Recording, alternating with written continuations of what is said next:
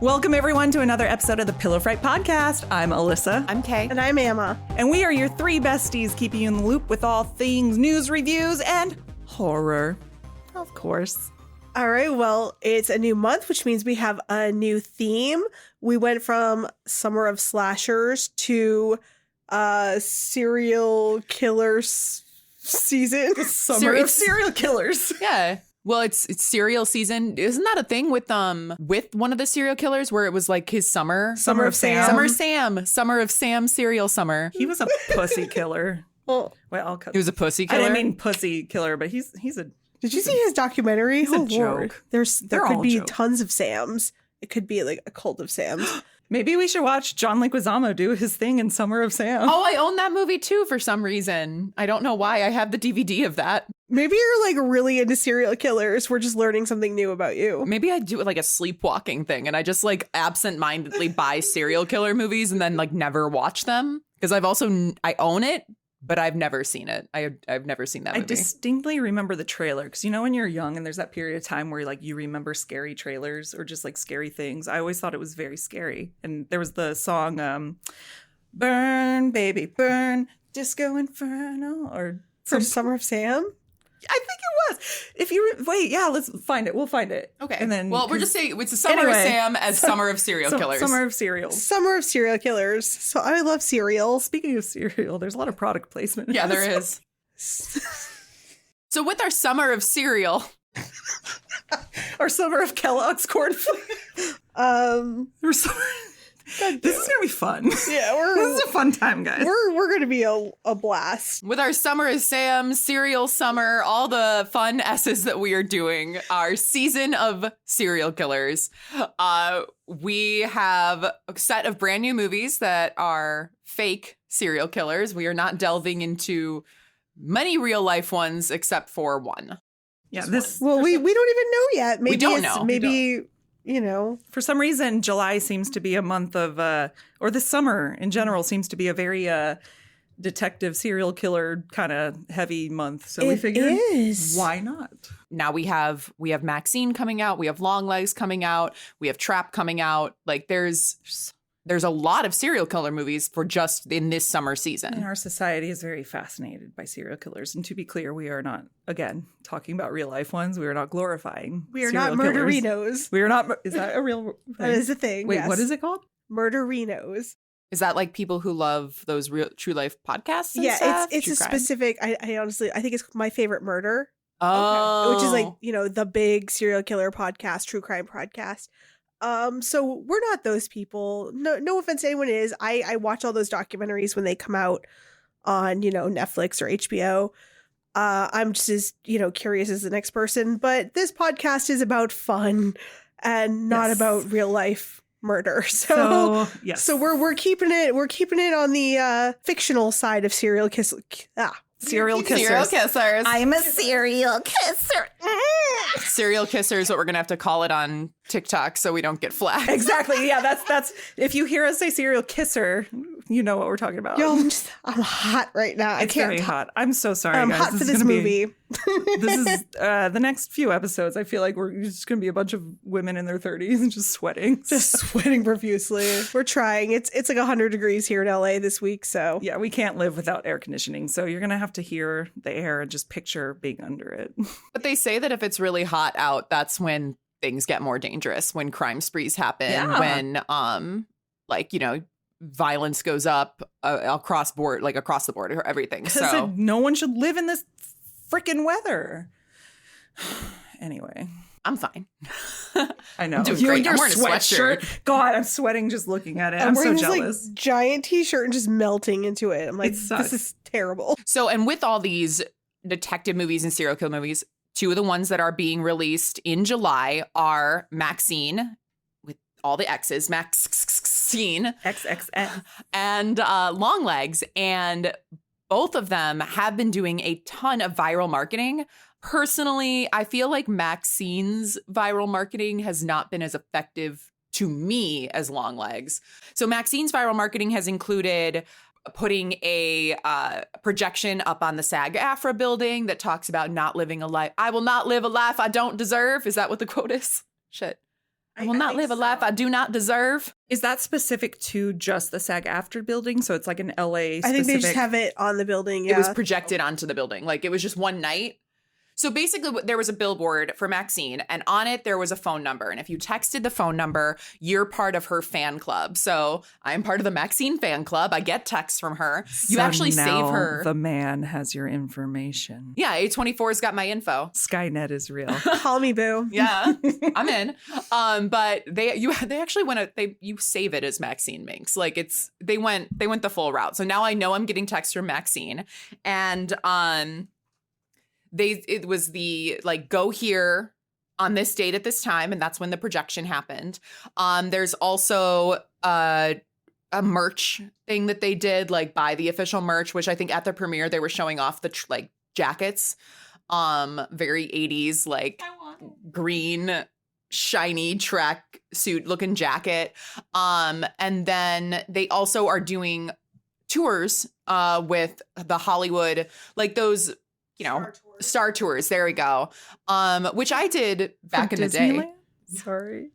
No, just the regular ones. I kind of picture Star Tours though, like the ride has an event where they're promoting Maxine.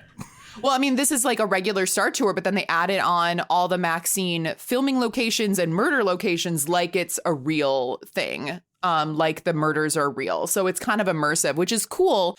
And then Longlegs has been doing a ton of like not so out there marketing. Like, you had to be in the know. And thankfully, Bloody Disgusting was in the know, and you were in the know because you solved the codex that I didn't even realize was in the original trailer from like the get. Yeah, so just full disclosure, I play, like, I can't sleep at night. I get really bad anxiety and insomnia. So I play cipher games to go to sleep, like word games. So I pick up on that stuff really, really easily. And I was like, oh, I could totally do this. And like, you know, I solved like the first one, like the one that they're using for a lot of marketing stuff is like the first half of it. And it gets very math heavy on the second half. Like, it's a 2-part cipher with a key code. It's a whole fucking thing. It's not fair to those who have dyscalculia, but I like it for you who can solve it. So yeah, like they launched this website called thebirthaymurders.net. And then like on there's like all these folders you can download, and like you can get evidence, and then you have to figure out codes, like, you know, from like even the numbers on the files. I was like, oh wait, that's a code too. And I figured out that code to get passwords, and like I actually found it really fun, but I think it took me 4 hours total for each one. Well, and it's not just like, besides all the codes and all that, like when we have them on Instagram and TikTok about the videos that, so if you don't want to go and, you know, work through everything for yourself, like, she did the work for you, like, they're online. But the thing is, like, the crime scene photos are so good that our videos kept getting taken down. They look so authentic, like vintage crime scene. Were they really taken down? Yeah. Yeah. On where? On where? On TikTok and Instagram. No, TikTok mostly, right? Yeah. Yeah, TikTok flagged our stuff a lot. I had to post multiple times. I didn't know that. I literally put a mosaic blur over everything that's like the pixelated thing. Yeah. Over all of the photos, and it still was like, holy shit. No, everything. Yeah, it's very realistic, but it's cool. It's very like immersive. Like, it makes you feel like you're in like Seven or Zodiac, like solving the case along with the cops. And especially about Zodiac, it's that they put the way that it started was, and you can look on Bloody Disgusting if you want to see the photo of it, but in the Seattle Times newspaper, they put the first code. So it's not just like, oh, it's online and there's the Birthday Murders website. It's like time period authentic, where they actually put it in a newspaper. And the movie takes place in Oregon, however you say it. Oregon. But I'm sorry to that state. The one in between California and Washington. But that's where the movie pretty much exclusively takes place. I mean, I haven't seen it. She's only seen it. She promised no spoilers. So that's like super immersive and interactive. And even though it's not serial killer related, Smile 2 has also been doing a ton of viral marketing with billboards and posters, but not for the movie, for a pop singer, Sky Riley. Sky Riley. Yeah. Sorry. It seems so weird for Smile because it just seems so different. But it's putting that real, like, same thing that Longlegs did, where they're putting the real life into or putting the movie into your real life. And like Sky Nation has social media, Sky Nation has hashtags, Sky Nation, you know, kind of like people have Swifties, I guess. Like they're giving us her version of Swifties. We're totally Skies. We're Skies. I don't know, people who live in Sky Nation, I guess. Sky Nation. Sky Nation. But yeah, that's like, so it's fun stuff for you to find out. And honestly, if they go more than this, because we talked about this in the video too, but online, that baseball game, it was a Mets game, and having the people in the audience, so effective, so creepy. The campaign was so good for the first one. Yeah, she was. I mean, I don't know who that person that they paid, but I don't know if she broke. The whole freaking time. Her and there was a couple others because I actually watched a video. God, I wanted his name so I could tag him on the video. Knight. I think his name was Knight, but he did a review, kind of just a commentary on Smile, and he went over the campaign, and it made me think of the Sky that's happening right now. And they showed they actually hired different actors, not just for that, but just for like in the news, like when people were reporting the news, people were just standing behind, just like That's amazing. Yeah, it was really well done. Such a great campaign. I really hope that they do more with Sky Nation ahead of the film's release. Like, I don't know, maybe it's too much to ask that like we get a concert, but like if they did like a little pop-up show, that would be so cool. And they cool. had someone in the audience being like a Smile person, or like a couple people that are like randomly placed throughout the venue or the event. Like, holy crap, that would be something I would wait in line for. Like, if you find out about it, and then maybe, obviously they have music. The song is catchy as heck. It is. My spidey sense feels like something like that might actually happen. That'd be so cool. Yeah, we called it first. Yeah. We're doing it first, guys. If it happens, please let us go, because we called it. We're totally Sky fans. As like baby content creators, like it's been a busy month for us. Like Alyssa and I went like out at midnight trying to find those Sky billboards the night that they went up. We were texting Kay. We're like, "Hey, you down?" She's like, "I'm working, bitches." I got a job. I got a real job. We're like driving around, just like, where is it? It was so fun. And we got milkshakes. We did get milkshakes. And solving ciphers for Longlegs and trying to find newspapers for Maxine. It's been busy, but it's actually been really fun. Yeah. No, check out these campaigns, because I've never really seen, I don't remember a time where there's been this many. Like, are they all trying to compete? Because that's what it feels like. Yeah. It feels like they're competing. Personally, I think for like detail, Longlegs is winning. Oh, yeah. For hitting social media, which is so incredibly important, Smile is winning. Mm-hmm. Only thing I'm disappointed with Maxine is it just feels like a money grab instead of promotion to me, because like, nothing that they've offered besides the putting it on a building like where anyone can go walk up and see, but all of the other stuff has been like pay to play. I'm wondering if that's just kind of on brand for like, I don't know, like A24. Yeah. I mean, maybe, but Maxine herself would probably be like, I need to get more. Yeah, I need to get paid. I'm a star. But you know what? I'm really excited for all of them. Yeah. So I'm looking forward to it. It's going to be a fun month of movies. Yeah. But we've been trying to cover a lot more on our social media because there's only, so many things we can talk about in the podcast. So everything that we're missing, we try to hit on socials. Right. And I'm sure we'll do like an update, because I know that in the next few months, there's a lot going on that we're experimenting with. We're and anything you guys would like to see us do, anything you'd like us to see on our Patreon, let us know. Like, we're still new at this, and we're still, trying to do all the stuff you guys want to see and don't want to keep doing the stuff you don't like to see. So let us know. We're at the point where we're getting positive and negative reviews, which are welcome. We all need our criticism, but but we do listen. We pay attention on all platforms. So we hear you. We see you. We're still talking shit about you after we give you the hot goss to each other on our slumber parties.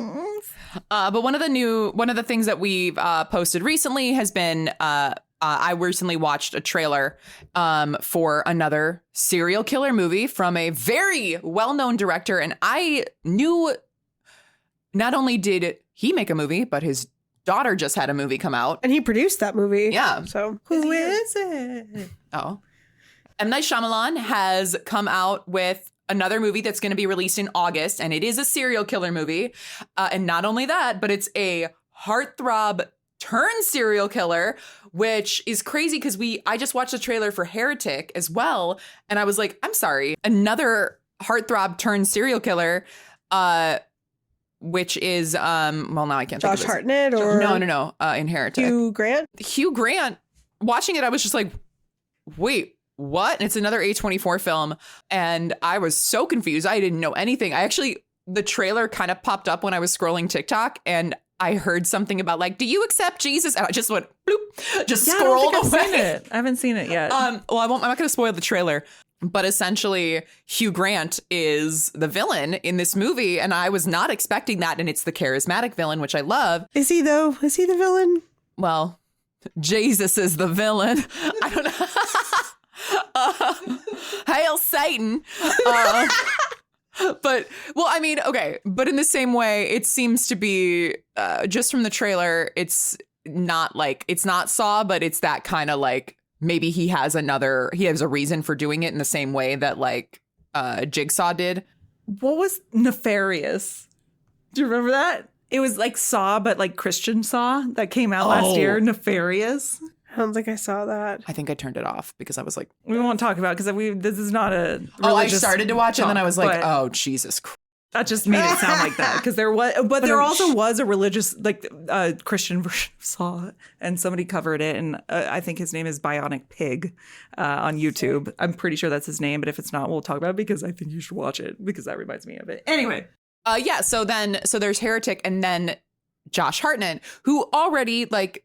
He's horror already. He's made his mark between Faculty and what was the TV Halloween show? H2O. Oh, H2O. He also did was it Black Mirror? He was in an episode of Black Mirror Penny recently. Dreadful? Penny Dreadful is what I was thinking of. Penny Dreadful's the show he's on. Oh, and 30 Days of Night. Yes. Yeah, he's done horror, but he's always been the heartthrob in all of those. Like, you know, even Penny Dreadful, he was just like, he was broody and sexy. Did he have the best haircut he's ever had in his life? In every single one. Every single one, his hair is iconic. Well, he's having like a little comeback. He just did Oppenheimer and he some was in A-list shit. The Black Mirror episode with Aaron Paul. Did you see that one? No. The recent one? It was really good. I mean, it was a couple years ago, but the space one, right? Mm-hmm. Yeah, that really one. Good. Oh, that one was sad. It was really sad. It's good, but yeah, sci-fi. But so he's a hot dad in this, which I know you love. She's into dads. I'm not gonna say no. Yeah. Go see Alyssa's hot dad content on our IG. But he's. Do you love my hot dads? Like in the trailer, I just love a charismatic serial killer where, and he's, you know, at least in the scenes from the trailer, he's really good. And M. Night's movies always have really good actors. Like he's great at casting and who he chooses. So, and I'm excited for it. I mean, I hate watching trailers because in the past trailers have given so much away, but I don't think you have to worry about that with an M. Night Shyamalan film because you're never there. What's the twist? Like, when's it going to happen? But people were like, they think that they're giving it. You think that they're giving it away, but there's no way. There's not. So there's going to be more. So I'm pretty excited for the movie, and we only have to wait a month. So, all right.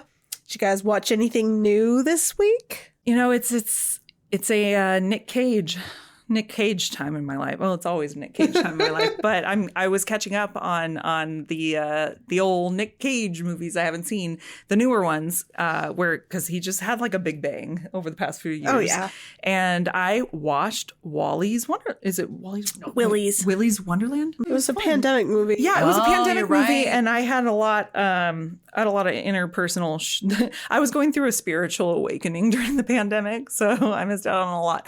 But yeah, I watched Willy's Wonderland. Fuck my cock. It's because I keep thinking about Wally's World because I was talking about that recently. Okay, I watched Willy's Wonderland, And I love that he doesn't talk through the whole movie because I can't think of too many actors who just like, I don't care, just don't fucking talk. Like, just don't. I actually wondered, okay, so you remember there was that whole thing with why Hush was written for Buffy the Vampire Slayer, and it was because the criticism of like, the only reason the show's so popular is because the writing's so good, which is like the weirdest criticism ever. Yeah, you and your stupidly good writing, like that's so weird. But anyway, I feel like people may say like, oh, he just plays the same character over and over again because of his voice. Like people who aren't, and so I wondered if maybe they're like, he's like, well, I'm not going to talk through an entire movie and I'm still going to be freaking amazing and talented in it. I don't know the story behind it, but I feel like whoever was involved was just like, we need someone to go batshit, but also is like 100% in without talking or using his voice. Nick Cage! I do know a little of the BTS of that movie. Give us the goss. I'm working with some of the folks that worked on that movie on my next movie. Yeah. Shut your mouth. The director himself worked very hard to get Nick Cage to be in that movie. And apparently he was completely awesome to work with. And he showed up and he watched, like he came to the first assembly cut of the movie and watched it. And he's like, congratulations on your movie, guys. And like, was very pleasant and awesome to work with. But I know it was like a begging, pleading, like my heart is on the line thing to get him in the movie. So I love him.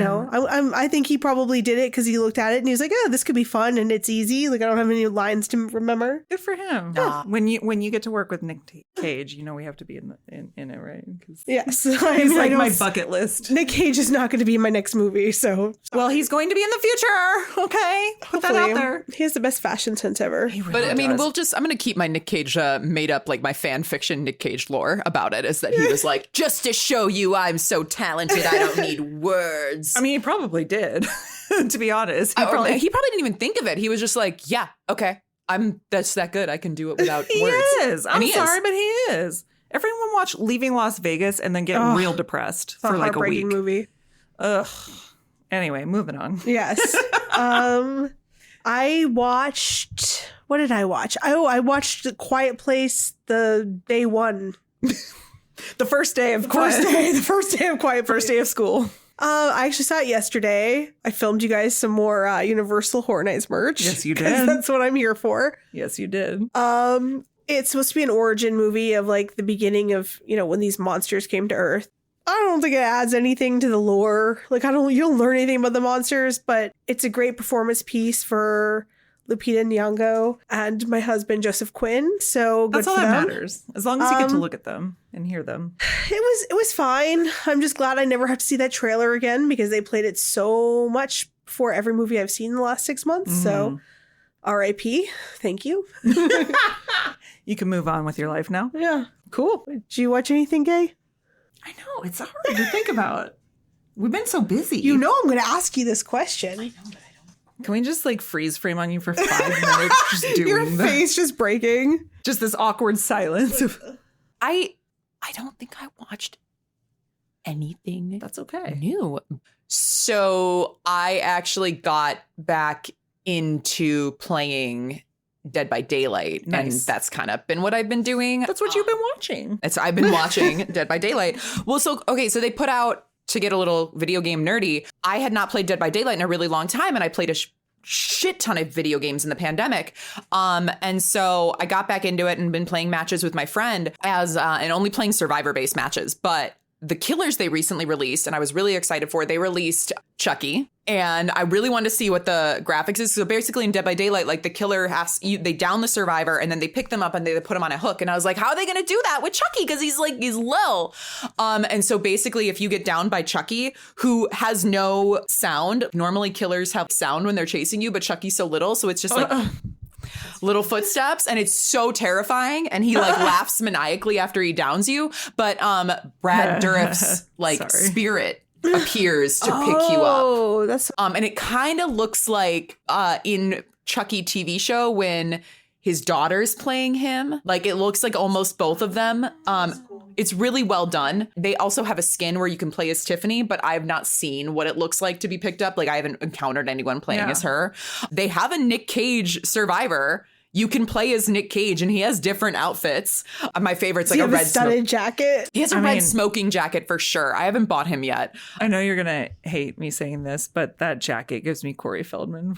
Never. The studs. Never. Corey Feldman could not afford anything in Nick Cage's wardrobe. He like does the thanks, bedazzled them himself. But I know. But I love them both. But also I love that you just said I couldn't buy him. Like you couldn't get Nick Cage. You couldn't, because that's what you meant in the game, right? No, I haven't bought him yet. That's what I'm saying. You saying I haven't bought him yet. I just picture in real life. You haven't bought Nick Cage yet. I haven't bought Nick Cage. I haven't unlocked him. Everyone can buy him at some point. But they have like Corey Feldman's wardrobe is like the Temu version of whatever Nick Cage owns. Everything Nick Cage owns is like bespoke. It is couture. He's a man with taste. Corey Feldman looks like an Amazon disaster. Okay, I won't include that, but also I want to. No, because you're it's gonna perfect. include it because she's not gonna let you put it out there without it. I love you, but I also agree. no, that should be in the episode because I'm so right. No, you are. Okay, well, let's get into the news. Well, no, we should probably drink the alcohol. Oh, yeah, we In love front of us. alcohol. Why don't we drink the alcohol and get into the news? Hey, we have shots in front of us, guys. It's one of those nights. I am a god. What does he say? When you act like a god, you become a god. But that's the clip. To do as God do enough times, you become as God is. When someone asks if you're a god, that's spilled. It's okay. It'll make it better. You say yes. Okay. Cheers. Emma's drink spilled in mine. It's like in Adventures in Babysitting when they're crawling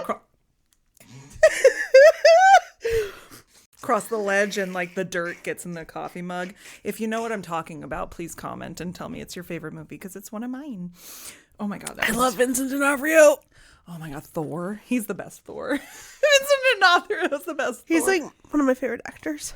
All right, well, let's get back to the news. So, who's your favorite Hellboy? Obviously, Ron the Turtleneck Perlman. Oh my God, I love when Ron Perlman threatened like the U.S. Like, he threatened the government. No, he didn't threaten the government. He threatened the studio execs for being the studio, trash. that's what it was. I would climb him like a tree.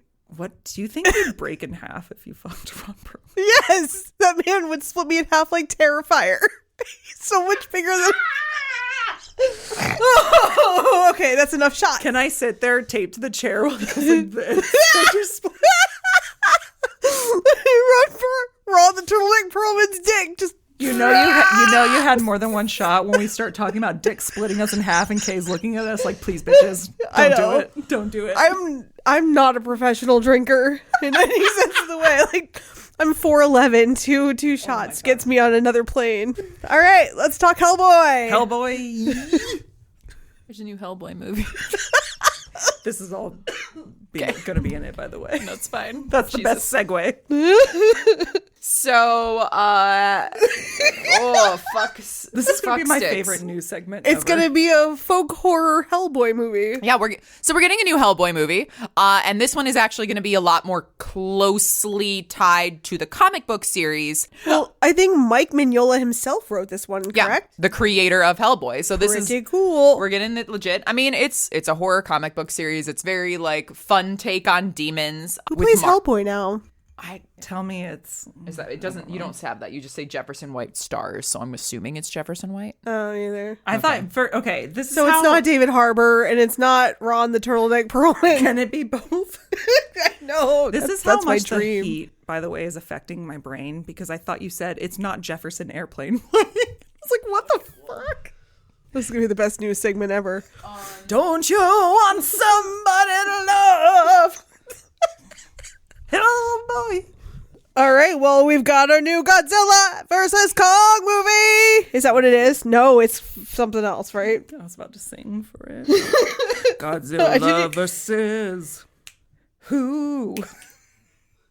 Godzilla versus who is it? All right. A new MonsterVerse movie gets a 2027 release date. A sixth installment in Legendary's 10-year-strong MonsterVerse is in the works, and Warner Brothers has provided us with I can't read this with a release date this afternoon, March 26, 2027. Yup, that's 2027. So we have some time to wait. We do. This is going to be so fun to watch you do this. Some dude named Grant Spator will... No, let me try again. I love this so much. You know what? Everyone does the news proper. Why can't we do it like this? Okay, this is our style. This is how we give you guys this hot goss. This is the hot goss. This is our hot goss. We're gonna get a new MonsterVerse movie. They haven't told us anything else about it. They're gonna do more of this fucking Apple show that, you know what? It's got Daddy Longlegs? No, Daddy Snake Plissken, what's his name? Oh, Kurt Russell. Daddy Russell? It's got Wyatt Russell and Kurt Russell. Okay. And you know what? They wear a lot of clothes, so that's, a downfall. But if you're into them, they're in the show and Godzilla's in it for like 5 seconds. Wyatt and Daddy Russell. I love the Russells. Should we go back to Hellboy now? I love the Russells. All right. So Hellboy? All right, so we're going to have a new Hellboy movie coming out. It's called Hellboy the Crooked Man, and supposedly it is going to be basically a take back to the comics versus something that's going to be a bit more commercialized, a little more like for the masses Hellboy. Yeah. This is back with Hellboy creator Mignola. It's back with the Hellboy creator Mike I can't say it. Mike Mignola. It's like a good warm-up. No. Mike Mignola. Exactly. Think Magnolia. But then I'll say Mike Magnolia. That's a sexy name. Mike Magnolia. That's his stripper name. That's my drag name, Mike Magnolia. Magnolia Mike. So it goes back with Hellboy creator Mike Magnolia, and I'm sorry. I'm so sorry. Are you okay? Emma, are you okay? Are you pissing yourself? We just stopped because she spit Diet Coke. Listen, when you get a genuine spit take in life, you know that you're onto something. I'm very excited about this. We're going to do that. Mike Magnolia. You know you can't say his name. I can't say Arnold Palmer either. Whenever I try to say that name of that drink, I'm basically like from Men in Black. Is that like the trigger word that gets your alien out? Okay, look, I'm pulling this shit together. Guys, I'm very excited about this. So the movie's co-written by Hellboy's original creator, Mike Mignola. It's going to be voiceover. We cut back and I've just obviously been crying. So he co-wrote the film along with, I literally am crying. I need to chill. He co-wrote the film along with Christopher Golden. Take a shot every time you say Mike Mignola.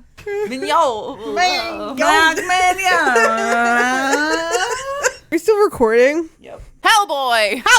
They're making a Hellboy movie. They're making a Hellboy picture over Warner Brothers Studios. Hellboy picture and John Leguizamo's not in it. But we can say Leguizamo, can't we? I don't think he was in any of them. He's not even in it. Hell, he's in the first one. He's in Spawn. Is that what you're talking about? Oh, fuck my ass. He's in Spawn. You're right. He's in Spawn. Go on. I have nothing. I can't say their names. I can't keep doing this. Just insert voiceover. So Hellboy the Crooked Man is set in the 1950s. So we're getting a period piece. And we're going to wake up tomorrow and be like, oh, shit. Well, Mike Magnolia. Mike Magnolia.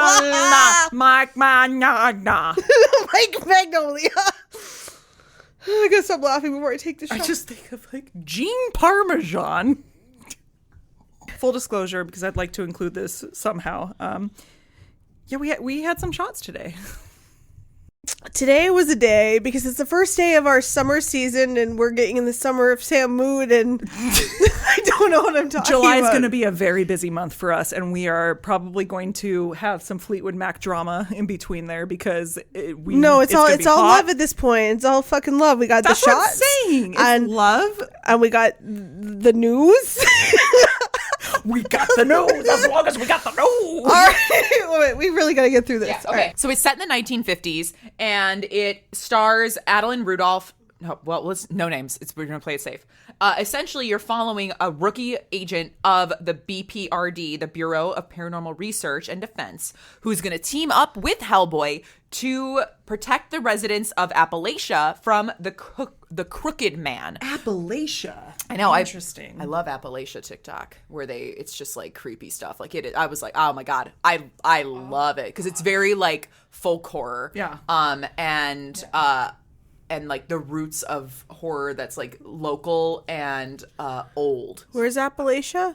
Virginia, Appalachian like Mountains. the hill. Oh, the mountain, Appalachian yeah. Trail? So, Hellboy, I mean, I don't know anything about Hellboy. It doesn't involve that area at all, right? Or is it like the Probably Appalachia does. area? In I the feel like we original should have read Hellboys? Hellboy. Because I don't. I've never seen a single Hellboy movie. Me either. I have. I've seen them all. I saw the first one when it came out, like years. I thought it was in New York City for some reason. It's definitely took Maybe place this in a is city. why it's more the comics, or maybe that's where he. But it was also modern time. So 1950. yeah, because I know like in the movies, he was like the experimental baby of German soldiers. Oh, that's why you said there's going to be Yahtzees. There's gonna be Yahtzees. Yahtzees. There's gotta be. Also, I didn't say this in the news portion, but if you hear the air conditioner, we live in LA, and summer is thirsty. You've already said that. Yeah, But not for the news. Oh, in the news. Yes, in the news. It's I know- 100 degrees in Los Angeles today, and my pits are sweating. So I'm sorry that we're going to have corpse paint, and also you're going to hear the air. I know that the news was separate, so that's why. Okay. Anyway, No, I'm going to have corpse paint. to protect the residents of Appalachia from the Crooked Man. Protect the residents of Appalachia from the Crooked Man who is who's collecting souls for Satan. Sexy. Hail Satan. Souls for Satan. That's Did I wink? What did I do? I went like that. Did you use Nick Cage? I wish I Guys, did. I can't Nick wait for you to Cage. see Long Bugs. I can't wait for you to see it so much. I'm horrified and excited. I'm so actually really scared to see it. It's Millennium Media is producing this film along with Dark Horse Entertainment. Nice. good job. Nice. All right, Alyssa, take it home. Mike Magnolia. Gonna refer to the old iPad for this one. So I'm very excited though, because when you see Sarah Michelle Gellar's name in the news, I don't know about y'all, but I get very excited because she is my Buffy. Dexter Original Sin, which does this actually follow? Oh my god! No, it's a Jesus Christ. prequel. So a prequel to Dexter. Yeah. Interesting. Set in the 90s. I love it. I love it. So she's going to be bossing around our favorite Dexter, our favorite anti-hero Dexter. She's going to be playing Tanya Martin, the CSI chief at the Miami Metro. The first time I read this, by the way, I thought it said chef. And I thought, that's a cool direction. That's a really cool direction to take this.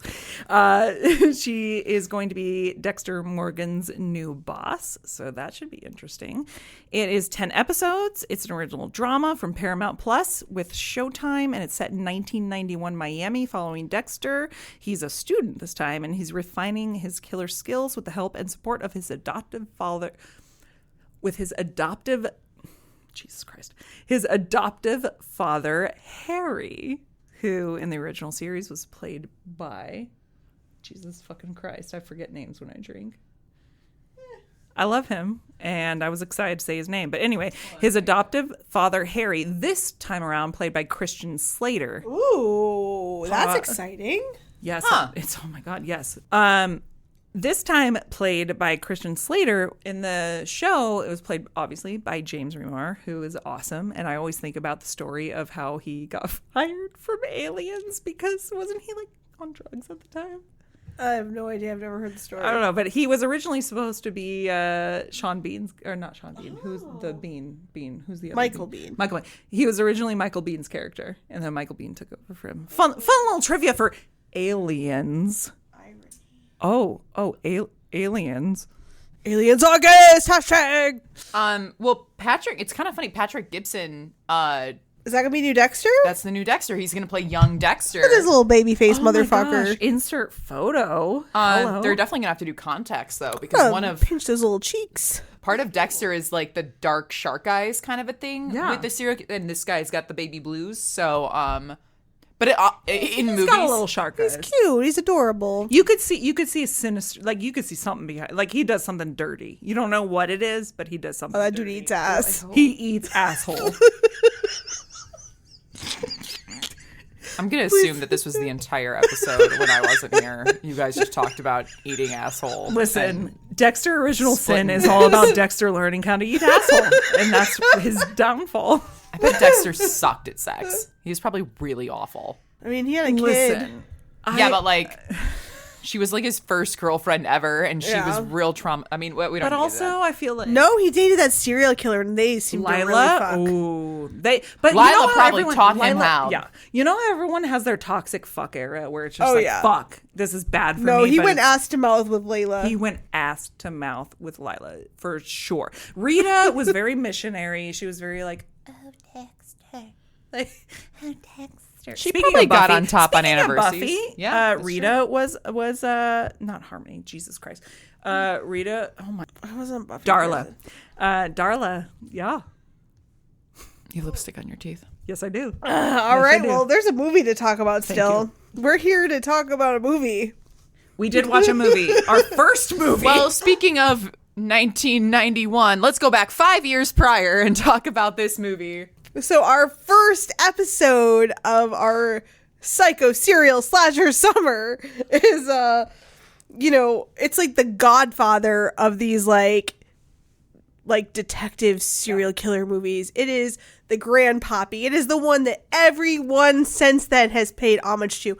All the movies that we're covering this month all have like the inspo and homage of this movie. We are talking 1986 Michael Mann's Manhunter. Manhunter. Was that the theme song? Yes, every time there's a, I'm the annoying person who always has a song for every, and Manhunter sounds like a. No, we got it. You're a theater kid. I know, I hate it. Oh my god, no, I'm not. No, I'm not. You are. But it's fine. Like this movie is near and dear to my heart. It's like in my top 5 favorite movies of all time. I was so excited that we were going to get a chance to cover it. Because like at first I was like, oh fuck, we're doing serial killers. Nobody likes serial killers. This is problematic. But I was like, fake serial killers? Here for it. Here for it. Fun fact, the first time I ever actually thought consciously about Manhunter, so the first podcast I was ever on as a guest was Andrew Furtado's podcast when we were trying to do a little film called Sweethearts. Andrew Furtado had us on, and you talked a lot about Tom Noonan. All I remember was you saying Tom Noonan, sexy, Manhunter, your favorite movie. And I was like, okay, cool. That was the first time I ever thought about that movie, and I hadn't seen it until yesterday. Oh, wow. That's crazy. Like, it, for me, I mean, and it wasn't a movie that I grew up with. It wasn't something that I, like, can say I watched it way back when. Like, I think I was in my early 20s, and, some of my film nerd friends were like, oh, they're doing this big screening at the Egyptian for Manhunter. You like the movie Heat. You should come. And Michael Mann was there, and he did a big Q&A. And so the first time I saw Manhunter, big screen, full crowd, Michael Mann doing this giant Q&A by himself, and I was immediately like, I want to go home and watch this again. Of course. I read in the Losers Book Book Club LA. I had to say that slowly. We read Red Dragon, and I know that this was loosely based on Red Dragon. This movie is absolutely based on the book. I think from what I understand, they just changed the title. So, as always, we start out with non-spoilers. So, if you haven't seen the movie, you can still watch. And then we will let you know when Spoiler Town. Nope. We will let you know when... I hate my life. So, all right. I'm gonna take a stab I feel at like this. I'm just Jim from The Office. This entire episode is just me being like, You know what? It's okay. We're not that bad. We're not that bad. Who's Michael and who's Andy and who's anybody else? oh, you're Andy. I am Andy, but he sucks. I'm at the scared last to ask season. who I am. Well, I'm sorry, but I think sometimes you think you're Michael, but like you're Michael mixed with Dwight sometimes. Oh my god. It's okay. Sometimes I'm Michael too. You're Michael. Are you Michael ever? Is she ever Michael ever? I don't want to be a you Michael. kinda I don't know. Y'all literally make that's what she said jokes. Okay, well, anyway, so we're going to talk about this movie in a very spoiler-free sort of way, even though it came out over like 30 years ago. But we respect it. We respect spoilers. We will let you guys know when it is time to turn it off. We're going to go to Spoiler Town and watch the movie, come back and join us for the rest of the talk. Yay. So general thoughts? Well, okay, synopsis. FBI criminal profiler. I'm pulling this up. Sorry. I love when you do this voice. I know, it's sexy. Wait, what?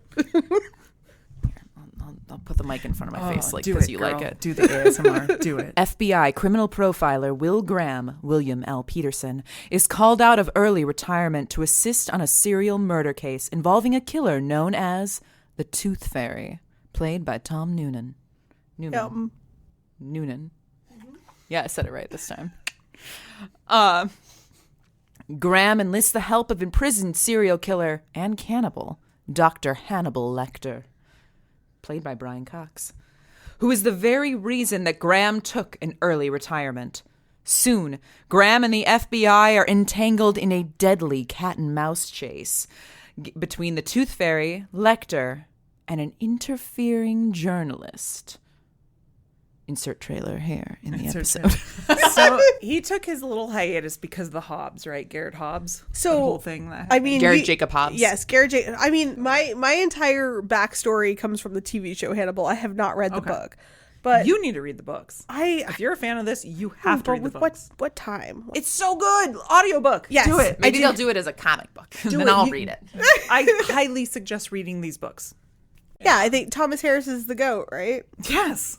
Cool. 100%. But most of my lore for this entire character arc series, whatever, actually comes from Hannibal TV show as well, because they covered a lot more than, I mean, I'm pretty sure the order that I watched this would have been Silence of the Lambs, Red Dragon, the entire Hannibal show, part of Hannibal Rising. What the fuck was that movie? That movie hurt my soul. Yeah, I didn't finish it. I did. I always finish movies, and I was like, I don't know. I feel like in my sad train wreck soul, I would like to watch that, but also I feel like it'd be very disappointing. No, it's dark. Yeah. But the Hannibal TV show, amazing. cinematically, one of the most stunning things I've ever visually. Every single episode had something where I was like, that show's a literal art piece. It's and just art. I credit so much of that to the director David Slade. He's incredible. Everything that he does, I'm just like, your eye is everything. It's a beautiful show. And who played Will Graham on that? Hugh Darcy.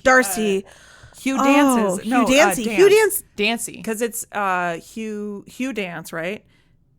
Hugh Dance? Because it's... And he's so sexy. Oh my god. He's on Law and Order now. No, that's disappointing. Well, I know, like he's Law not and as Order. attractive. No. He Once he plays, got rid of the floppy hair. He sorry, did but- that helped. The floppy hair helped. And he's married to Claire Danes. I love the floppy I didn't hair. know that. Yeah. But yeah, he plays like the lead ADA basically on Which isn't Law that and crazy Order. that William Peterson went on to go do CSI. and then Hugh Dancy went on to do Law and Order. Yeah. Interesting. And I will also say it is really interesting to see between the three movies the actors that they have, because Hannibal is much more diverse. It's a newer show, of course, but Hannibal is much more diverse. You have Freddie Lowndes, who was then gone on to be played by Lara Jean. Oh, wait. In Red Dragon. Got it. Philip Seymour Hoffman. Yeah, he was played by Philip Seymour Hoffman, who did an amazing job. But then in the Hannibal TV show, it's played by a woman who also is in the Chucky series most currently. She's been in a couple seasons of that. Most recently, she played our favorite 90s heartthrob, our horror heartthrob, Devon Sawa's wife, the president's wife. Why can't I think of her name? But I'll pull it up real quick. Yeah, and they had, the TV show had so many actors that I absolutely loved. It had Scott Thompson from Kids in the Hall. Yeah. And it had Lawrence Fishburne. Amazing actor. And he he played Fisk, right? No, he was Jack Crawford. Jack Crawford. Yeah. Yeah. Which in Manhunter is played by the late Dennis Farina. The casting for to see we have William Peterson playing Will Graham, also Edward Norton plays him in Red Dragon, and then you have Hugh Dancy playing in Hannibal. But Not only that, we have 3 very, very different variations on Hannibal Lecter, the probably most famous character out of all of them. And to say that there is one who does it better than anyone, they're 3 extremely established actors. Yeah. You can't choose. You can't. It makes me. I want to love post them a all. survey to see who everyone's favorite is, because there's no right or wrong. They're all such great interpretations of Hannibal. There's actually a really interesting trivia that I loved is that so while Manhunter was being filmed, Sir Anthony Hopkins was playing King Lear at the National Theatre. And then while Silence of the Lambs was being filmed, Brian Cox was playing King Lear at the National Theatre as well. So they kind of just like bloop, bloop, swapped. Oh my god! One of the things I found most interesting, like, was that David Lynch almost made this movie. Yeah. What? Can you imagine what that would have been like? If he made No. it would just be Tom Noonan just the whole time being like, just for like an hour, just like doing something like that. Oh, he didn't do that in this movie? He might have. I'm pretty sure. I think it would have been. I don't know how to say it nicely, so I'm just not. I'm very glad Michael Mann made this movie. Yeah. No, this is a movie that a lot of people wondered why I didn't see it up until now. And now that I've seen it, I don't know why. I have not seen it up until now. 1986. I was born in 1986. I feel like this is why I connect with it so much, because I was saying I have butterflies in my stomach watching it, because the soundtrack is like that sexy or like city dark synthy soundtrack. It's so good. And also it reminds me of Terminator a little bit. Like, I mean, it's the of its vibe. time. And I think, exactly. you think Michael Mann did Miami Vice, so he's like the grandfather of synthwave and of that whole like, Vice City vibe. And I think the soundtrack is really fun. I think I wrote, I love this period of the 80s where everything is just dark and synthy. It's my wet dream. It's like my wet dream. I mean, it's definitely something that like we try to hold on to now in nostalgia that I don't know if it's real or not, Yeah. Like, try to recreate it. You can for those who did not experience it. I get it. But man, if you were alive at that time, even if you were like 5, you still were there and you got it and you like have memories, and that was a product of its time. Well, thankfully I do own this movie on DVD because it's not streaming anywhere currently. And when I put it in the PlayStation, it like tried to make it better and is like, I did my best. Because it was, I mean, I don't know. I feel like I probably got this DVD in like the dollar bin at Walmart. But you'd seen it before, right? Nope. No, you just bought it and owned it. I really like CSI a long time ago. Like, loved it. Plus, William Peterson is from Chicago. He's a really great stage actor. And I mean, the movie filmed some in Chicago, The Flight and Dennis Farina, like a lot of really great Chicago actors and Chicago-based actors in this movie. But I loved CSI when I was like in high school. And my mom, she was a big fan. Yeah. I was raised by my grandparents, so I like old people shit. Fair. But I loved Gil Grissom. Weird to see him young. That was because, he was already older when he was doing CSI. So like, kind of weird to see him young. Wearing short shorts. Oh, wearing the shortest of shorts. He's like kind of hot, right? Sure. No, you can't commit to that. Wasn't for me. Wasn't for me. The 80s would not have been a great time for my libido. Just to be honest. It's not my jam. But I've owned this movie forever. It's in my freaking DVD flip book. Oh my god, your DVD flip book is like insulting to my soul. Sorry. But I mean, I did it to save space moving across the country. It was a silly idea. No, you put a timestamp on, like, I know how old you are because you have a DVD flip book. I do. But I don't know. I've never watched it. And when I put it on, I realized why.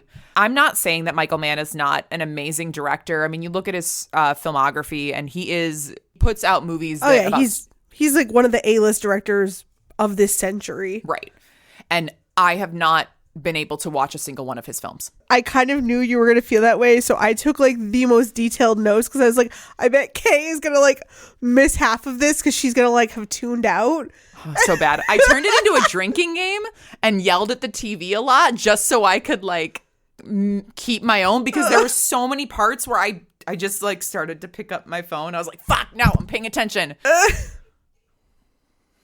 Yeah, so yeah, due to my work schedule, I had to watch this and one of our later movies in the month back to back, which is also another, procedural whodunit. And I was like, oh, this is a lot of slow movie back to back, but I definitely appreciate both of them, and it's going to be a whole month of that, which I'm ready for. I love the serious movie. I love the slow. I'm a big fan of slow burn movies. And to me, one of the reasons that I love this movie so much is I think Michael Mann knew exactly where to put the camera to convey moods and emotions and get like the best performances. And to me, it's like a master class on how to be a good director. Yeah. So yeah, I'll watch this movie again in a month. That's how I feel about this movie. It's such a good movie. It's very much a product of its year that it was made. And I love that. It's very 80s. There's a lot of shots where I'm just like, if you just add a synthesizer here, it's just going to be like, shoo, shoo, shoo. Oh, and they do. They fucking do. They do. There's a lot of... Did I write down the composer of this somewhere? I feel like I did. I can pull it up. In my mind, it's Howard Shore, but I could be wrong. I feel like, personally, if I'd watched this as a stage play, I would have been able to sit through it a lot better. And I mean that, of course, William Peterson is a prolific stage actor, but I would have enjoyed it a lot more if I was sitting in an audience and I would sit through a 2-hour play of this. 100%. Sure. I could even I can see it in my brain how this would be a beautiful play. But as a movie, it was so slow. And I know that's just part of my problem with certain things is that I can't. I need something. And I don't know if maybe it's being raised by that 2K horror that's just trash. That might have something to do with it. But also I feel like if you have read the books too, it adds an extra excitement to you want to see certain scenes play out and it gets very exciting. So it's very slow moving. But things we'll talk about later. But there are certain scenes where I thought, I can't wait to see how they did that in the movie. And well, I felt that for Red Dragon, where I was like, oh, I remember this from Red Dragon. I remember this scene. I remember this scene from Hannibal. Yeah. But I think that it just depends on, of course, yes, Michael Mann is an amazing director. It just has to be your type of movie. And I needed it. If I'd watched this on YouTube and watched it at 1.5 times speed, I would have done a little bit better. Yeah. No, that makes sense. He's still around. I think he's still making a new movie right now, actually. I think he did Heat, which is also one of my favorite movies. That's right. Okay. He's the creator of Miami Vice. That's all you need to know. Yeah, he basically he did do a Terminator though, right? No. If you are not a millennial, if you are a Gen Zer, that's what they're called, right? Below us, I think. If you're below the elder millennials, you probably don't know that Miami Vice was the Big Bang of the 80s. Well, the 80s did not exist. It's Grand Theft Auto Vice City is based off of that. If you're into synthwave, Carpenter Brut or anything like that, it's very heavily inspired by his aesthetic. Yeah. I guess. Are we spoiler towning now? Are we? Yeah, let's get into it. There's a lot that I'd love to. Yeah, this is all. I wrote a lot of, as I said, I wrote a lot of detailed notes because I was make up for me being because I knew Kay was gonna ADHD it a little. I'm not gonna lie. As I was watching, by the way, Spoiler Town. We are heading into Spoiler Town now. So if you have not seen this movie and you want to, and you don't want anything ruined, stop it now. When I watched this, I was it's very slow moving, and I thought, I wonder if Kay's gonna like this. I genuinely wondered. I didn't think you were gonna like it. Nope. I feel like we're gonna, as this podcast goes on, we're gonna know. I think that Kay and I are at polar opposite ends of what we like and what we don't, and we meet in the middle at 13 Ghosts.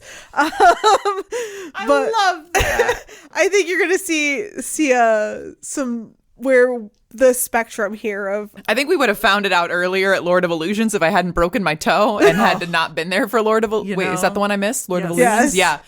It's okay. Which I still had to watch, so fine. Hey. You watched a Clive Barker movie in your yes. life, and there are worse things. There is, but you're not wrong. But it's based on what horror is based on, nostalgia, and it's what you grew up on and the type of movies that you watch. And I need, like, I can't watch a YouTube video at normal pace. I get instantly upset. Like, I'm like, nope. Turn it. I get like it. Even meditation ones, I'm like, at 1.75 speed. I will meditate faster. The RX is for. Nah. Wow, you guys are fun. By the way, they switched my medication this week, so I'm surprised how well I'm doing right now. Yay. You know what? Actually, before we get into the play-by-play, let's just talk about the actors. Because one thing that I actually thought was fun in this movie and how I kept myself entertained was guess their age. Oh, yeah. How were all of these actors in their 30s? No. Yes. Oh. Tom Noonan was 33, 35? It's the hair. 34. It's the hair. William Peterson was in his early 30s. Ray Ferrigno was in his 30s. No. Yes, bro. I looked up everyone and I was 30s like, in 1986 were so different. It's like when you watch the Golden Girls and you're like, I'm sorry, they were supposed to be in their like 50. 50s? Yeah. 50s. Yeah. Jennifer Aniston and J-Lo were in their 50s. It's a different time. It's the hairstyle. different The ti- hair. It is the the hair hair. theory. Well, it's not just hair. I think it's a lifestyle a little bit I too. know there's a lot of smokers. A lot of smokers. A lot of coke, a lot of smoke, a lot of things that age you quicker that we've learned. Can we talk about, though, what a silver fox William Peterson is? in this movie? I tried. She shot me down. I didn't shoot you down. I just said it wasn't for me. Did I miss it? I would not have hit that. I also love that I think he wears a lot of baseball hats in between takes, and you could tell. Because his hair was like randomly flattened down for so many in-betweens. And that's one of those things that it's like, it's a goof kind of a thing. But I was like, oh. I always think of him because obviously I didn't see this first, or I wasn't as familiar with the actor, but I always think of him in Fear with Mark Wahlberg as the dad, as Reese Witherspoon's dad in Fear, which I hope we cover at some point. But yeah, he is a snack. He's a silver fox, and I'm okay with it, and I'm okay with that weird, very stereotypical 80s sex scene in the beginning. Oh, that's but just the synth with. You know, something that I really love about this movie is like, I love that I'm a big fan of when they assign colors to people, and like his wife was blue. his wife was blue, and like their love was blue. I call it romantic blue because and like as like things get tense between them, things get less blue. Like, if you look at the scene of them on the dock later when she's just like, oh, so you're going to go back to Atlanta and you're going to do the shit you promised me you weren't going to do. And there's no blue. Yep. And I was like, I fucking love that. I wrote something down about colors, but because you're smart and I'm not, that makes sense. No, and it's like when Will Graham is being analytic, there's a lot of green. When the closer Dollarhide gets to transformation is red. And they do it in a way, I love that the way that they use red in a way that's so organic. Yeah. Like when he ends up on her porch and like they show him and he's like, Francis isn't here anymore. And it's just all red and he's in silhouette. Yeah. It was like, Michael fucking man. Yeah! Nice. I love it. I love it. Love that. I love the symmetry of the shots in this movie. Oh my God, that opening scene of Crawford and Graham on that like driftwood. Oh my God. Yes. Obsessed. Followed by the close to ending scene of them on the dock, which I was like, but also I hated it because I was like, what? Why are they here for so long? It looks like one of my notes is, why is he standing like that?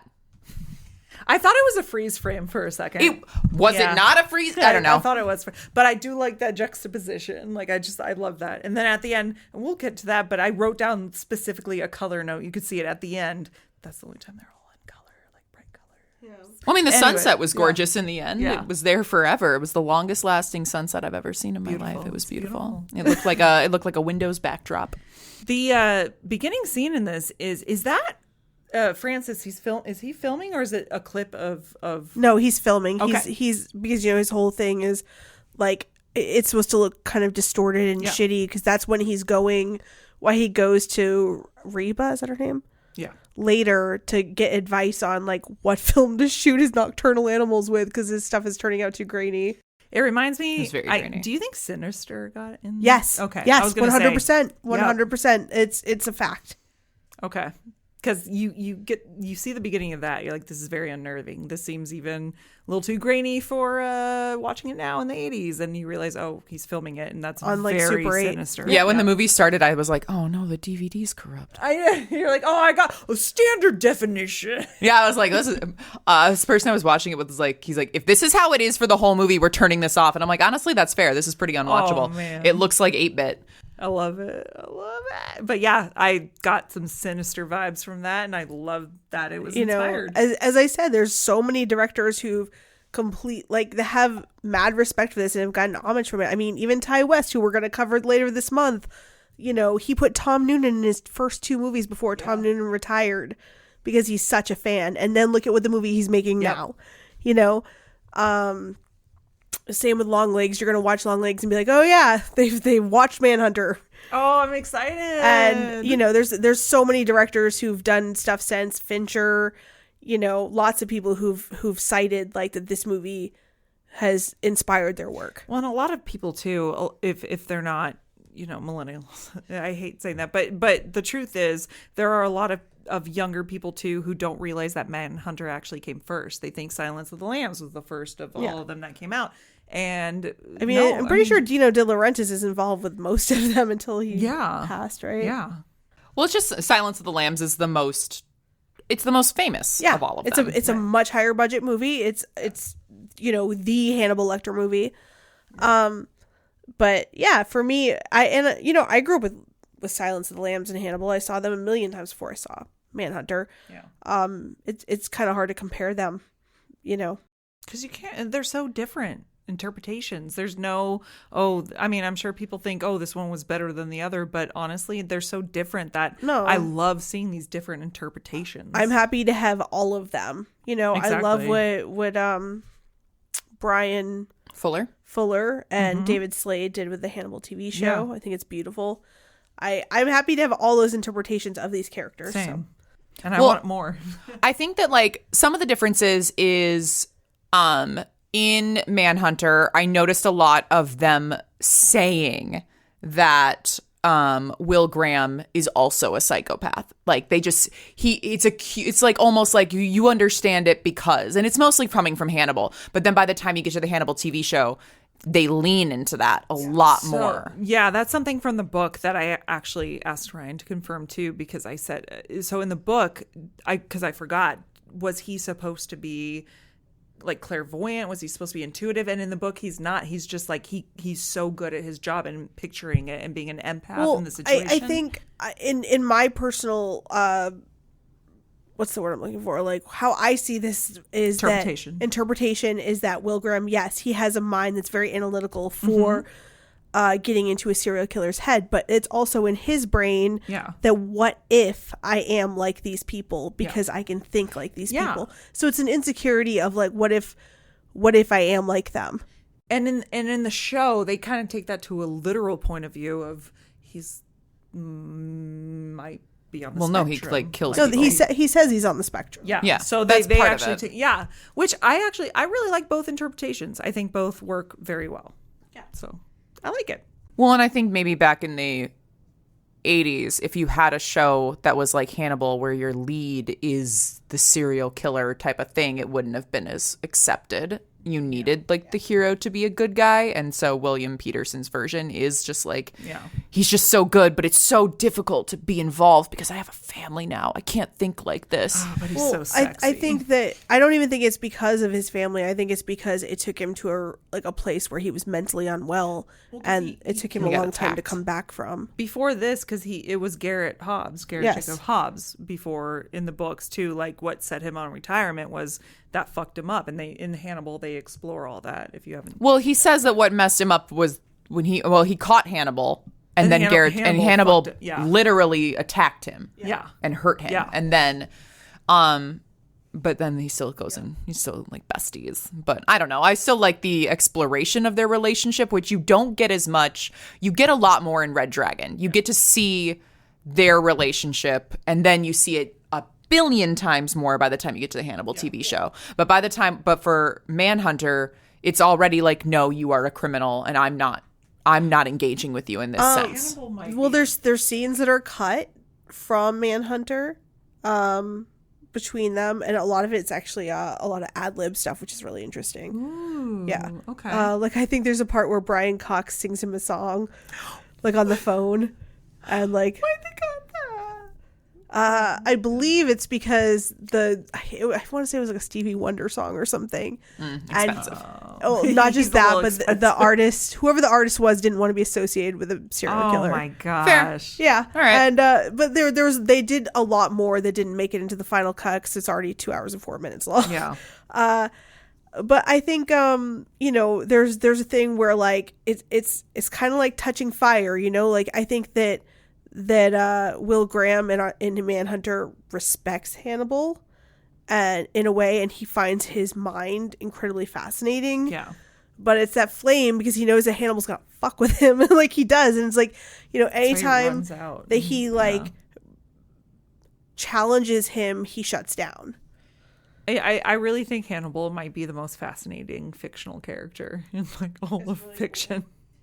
Well, and they've made him extra fascinating by the fact that not only have they gotten extremely talented actors to play him, but he's such a good character that each one can play him completely different. Yeah. And it still feels true to the character. I would love to see another interpretation. I love the character of Hannibal, and I think that there's so many sides to him that there's not one right. Well, it's a hard mantle to hold at this point because it's been done so well. Yeah. Like, I can't even imagine anybody else I'd like to see as that character at this point. Like, you've gotten the best of the best of the best. It's true. Yeah. Nick Cage. But now I kind of want to see Mads Mikkelsen play King Lear just to like really finish the full circle this whole thing. So National Theater, get on it. Do it. Complete Maybe the lore. Maybe he has. Who knows? So yeah, when this movie opens, we see, Crawford like basically guilting Graham back into work. And he's like, oh, it's going to happen to another family if you don't help us.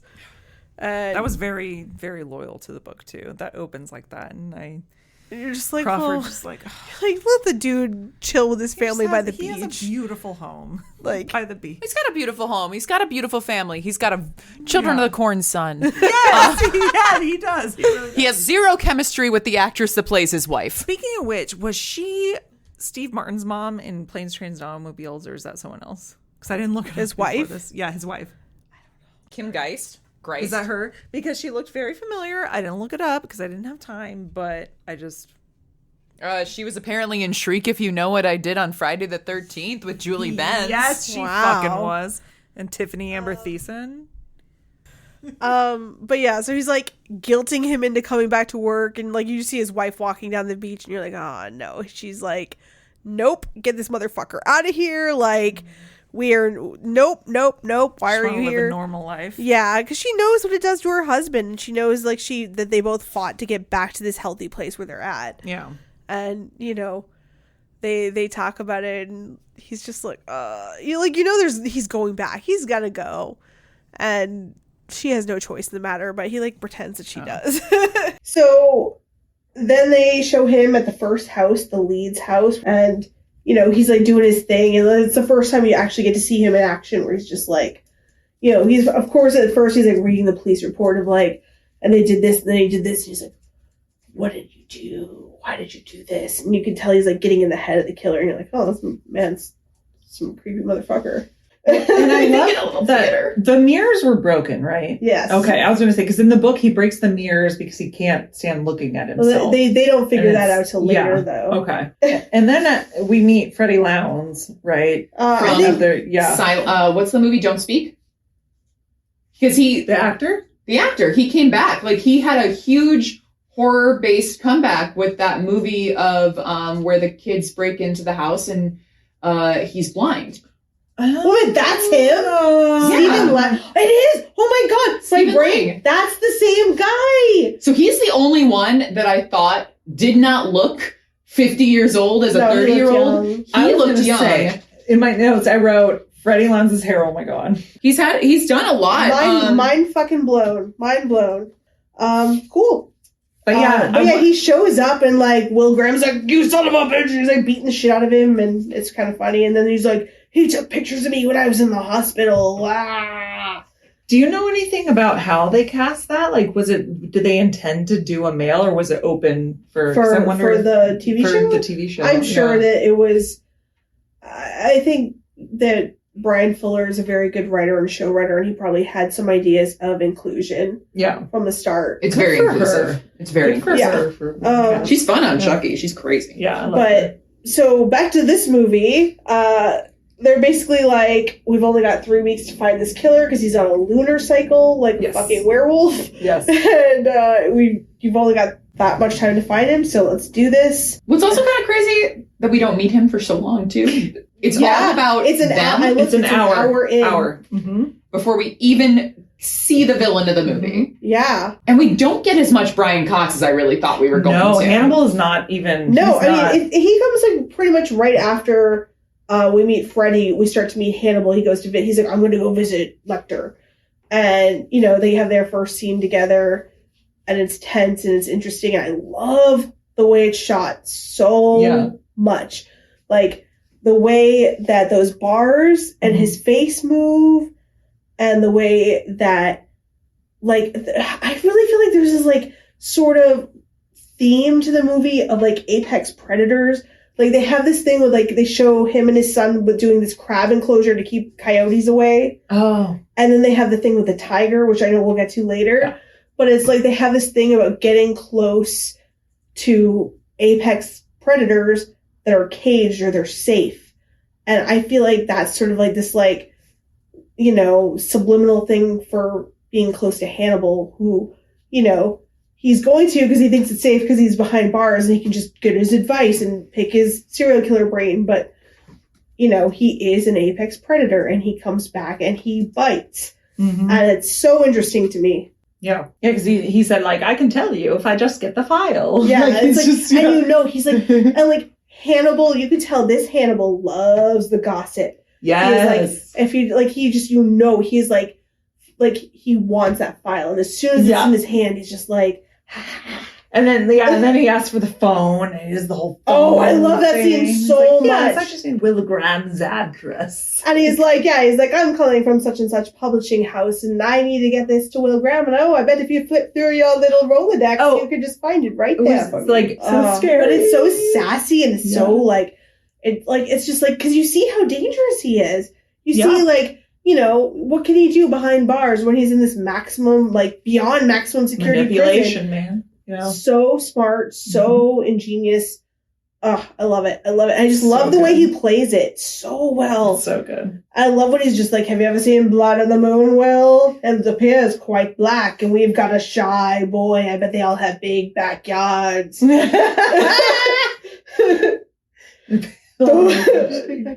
Give me a few more shots and I will do Brian Cox, Hannibal Lecter impressions for you all night. Don't tempt me with good times. I will get you another shot. I would just focus on that strong widow's peak. Yeah. It's pretty intense widow's peak. It's a very intense and he does it. It's like, does he have that in his later career? Like, I've seen a lot of Brian Cox movies. It's the only one I've ever I just know that he's McDonald's man now. He was on yes. What was his big TV show that he just finished? Oh, Succession. Oh, he was on Succession. That's the next on our list to watch. It was really good. He was really great in it. It's very good. But yeah, like, he does this whole thing to get his address, and then Will's freaking out because he's just like, I don't want to be lectured out of my head again. And he's like running down all those fucking stairs. Oh yeah, Freddy gets pictures of it, of his mental breakdown. Oh yeah. Then they find out, like, don't they get the note and like paper and toilet paper or something? That comes up pretty soon after, because he has the airplane scene where and which I read briefly the trivia and I was like, oh, I didn't know. I read like 3 different versions of the story. Like, some of them were like the crew was incredibly pissed, and other ones where they were like, oh yeah, we just got jackets, and they were all probably chill. Both. Probably like at the end of the night, they were all pissed. I'm assuming because if you're on a red eye and there's people around you, they're like trying to sleep and you're waking them up doing lines. It was a very bright flight too, because they didn't want it to look like a red eye flight. Yeah. Late night flight. But that scene was fun. It's like this guy is just so whatever that he He's like, I'm going to with read all the murder next to a baby. Like, come on, man. It's a kid. You shouldn't even open that in the first place. I love how the mom's like, I don't like kids and I wouldn't do that. I don't know. Yeah, he's like, he wakes, like, he's having this, like, weird dream where there's, like, he's working on his boat and there's, like, a dude in the background, but then his wife is coming with beers, which is, like, the most stereotypical man dream ever. But, like, yeah, like, and then, like, he wakes up and everyone's freaking the fuck out because, like, his crime scene photos are, like, all over his lap and this child has seen them. So then he goes to the second house, the Jacoby house. Jacoby. And he discovers what? That he's climbed the tree? Oh, yeah, he goes up in that weird, like, vagina tree. Can you imagine, tall-ass Tom Noonan climbing a damn tree? I can't know how tall that dude is. That'd be the most horrifying 6'5". sight. Yeah. I love tall dudes. I think he discovers what? These carved symbols into the tree and that he's watching, that he's a watcher. Isn't that when they talk and they discover the toilet paper thing? Yes. Like, isn't that? Yeah. Someone calls, they say, like, they flipped his cell, basically. Yeah. Yeah. Because they probably do that all the time because it's prison. They saw him, like, hiding something as they went in. Because, they have the picture in the front of the Tattler, and then they have Dr. Chitlin's person, the custodian, finds a toilet paper note in the cell. And I wrote in my notes, Hannibal is a meddling motherfuck. I love the scene of them deciphering the note because I love all the lighting they do. Like the lasers. Yeah, the laser light. Oh, and all the TVs in the background that are like, yeah, that's fun. Doing with that. I mean, when in doubt, add a laser. Add a laser. Come on. Add a laser Lasers to and everything. synthesizers. Anyways, you know what? That's going to be my motto as a filmmaker. All right. So then we finally get to meet.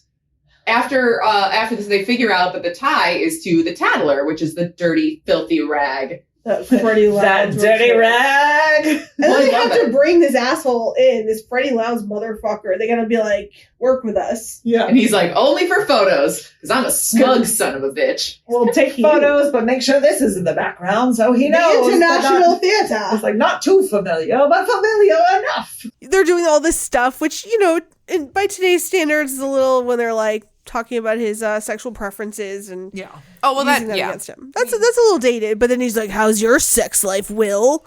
And he's just like, what the fuck, man? Come on. You know I don't have one. Me and my wife have zero chemistry, and we would never hook up in real life. They only have slow motion blue light sex in the I mean, beginning is of there movies. any other kind of sex to have? No, if that was the only sex that ever existed, I'd be happy. I am going to go home tonight, and whether my husband likes it or not, I'm turning on the blue light. Good thing all these lights that we have are mine, and I'm not gonna turn off take those home. right now. There's blue. There's blue. When there's a blue light, you have sex. Not allowing this. You have slow motion sex. Didn't agree to any of this. This is the romance lighting, motherfuckers. Dang. Well, before bisexual lighting, there was blue slow sex lighting. Yes. And then you gotta add that pink. You gotta add that sweet pink. Anyway, moving on. So we finally get to meet. Yeah, so they run Francis Dollarhide. They run these ads in the Tattler because they find out he's been doing all these personal ad things to talk to Hannibal. Hannibal and the Tooth Fairy are communicating, and so they try to do a setup with. And like, do you guys understand the thing with the bullets? Because I didn't quite understand that, No. and I've never one of the FBI agents gives Will Graham these special blue bullets, and they're like exploding bullets or something. I don't even remember seeing that. Yeah, it's a I thing. zoned out. All right, guys, you're making this so fun. I'm sorry, I don't know about the bullets. It's like you Otherwise, guys I are really fucking coming to my roller skating birthday party and not roller skating. Yeah, I don't think there were any blue bullets. This is a test. No, there are blue bullets that he is given by an FBI agent, and they say something about it, but I don't understand. And then there's this whole setup where they're trying to catch the Tooth Fairy, and it turns out to be a jogger, and then when the cops pull the gun on the unarmed black man. It's so slow. This is a mugger. He's like, why are you doing anything? They're like, I don't know, man. He's a cop. Yeah. Shocker. And yeah, so then we get to meet Dollarhide in all of his awesome glory. And my first thought is his house is so cool. Okay, his house is actually amazing. His kitchen is fucking fabulous. Like, who is his decorator? His house is great. I am obsessed. I would hang out with Dollarhide just to hang out in that house. I love all of his moon landing things, and it's such a cool place. That was my first thought. And his lamps were awesome. They were very mid-century mod. Yes. Into it. But then he's got Freddie Lounge strapped to this chair with this thing over his face, and he's just wearing a pantyhose over half Oh, of his God, head. I hated half it. of the head. What? I hated it. I was like, It's creepy. bro, and I liked how Freddie Lounds was like, I can't open my eyes because if I open my eyes, he'll kill me. And I was like, yeah, he will. Yes. And then he opens his eyes and he's like, well, yeah, bro, of course I can see what you look like. You're just wearing pantyhose over your face. But Hated that was it. the thing. A lot of Hated a lot it. of Loved it. war Hated pantyhose over there. Yeah. He's a fucking weirdo. Just let him be a weirdo. Well, yeah, Let but his like freak flag they fly. make fun of that in not like that specifically, but there I know that there's heist movies where they make fun of the fact like, bro, you can't rob a bank wearing stockings over your face. This isn't the 80s where they have like a weird turned up like I can't think of the movie, but I remember this being a thing. I don't even think he was trying to hide who he was. I think he was trying to hide his features because he's uncomfortable with the way he looks. Well, but the only thing he shows off is the one thing he's the most uncomfortable Which with. is Like, I interesting. don't understand that life choice. Yeah. It's interesting. I like that. But this is an iconic scene, whether you like it or not. Like, this Do is you like, see? do you see? No, I don't see because I didn't agree with it. I'd fuck him. You know what my notes are for this scene, and I'm sorry. This is the part where like Are we she's gonna gonna break murder up? me. We're gonna Are we break gonna up. break We're up? breaking up No, over this. no, My part, I think my scene in this was like. Could this be like the debate where you just turn her mic off? Like, Good thing it's over here. I think besides the fact that I did not understand the choice of wearing this over his face, mine was, well, I'll see your promise with. What's happening? oh no. And then I was like, what is this fucking Rocky Horror? Antissa. Oh. He just stands there with his back turned to something for like 40 minutes of this 2-hour movie. And I was like, what are you doing? Patient. Patient is the rest of the line. I don't even know what the rest of the line was because I was like, well, I'm not sticking around for this. Did my game glitch? And I'm sorry, but because he's showing him slides. No, but he's just, yeah, but like, it's like. My But we know what projector's they not are. working. I'm having technical difficulty. I just didn't understand the performance in this scene. It did not. I don't know who it is in the Hannibal TV series because Francis Dollarhide is Richard Armitage in the Hannibal TV series. But when we talk about like, I can't pick a favorite Hannibal Lecter, I can pick a favorite Francis Dollarhide, and mine is Ralph Fiennes. I think this was one of the first things I ever saw Ralph Fiennes in, and for me, it stuck out so much in Red Dragon. I felt so bad for him and also felt connected to him, and I thought he had humanity as a killer and that everything he did I was like, I do see because I want to see, and I'm sorry, but I think that Tom Noonan's performance, I was like, I don't see and I don't know what you're doing. I don't get it. I completely disagree. I feel like Tom Noonan's approach, like he talks about it, you can read plenty of articles about it, is he thought about doing it from that perspective, but he's like, I want to do it from the perspective where I actually believe that I am changing myself and I am doing something monumental for the people that I am changing, like that they are part of a bigger cycle of this evolution of the Red Dragon. Like he took it to this very selfish place, and he did a lot of method acting for this, as Tom Noonan does, as we know from Monster Squad. Like, he refused to be around the cast and crew. And he's also another brilliant stage actor. And I really appreciate his performance in this. It's stuck in my brain. He's one of my favorite actors of all time.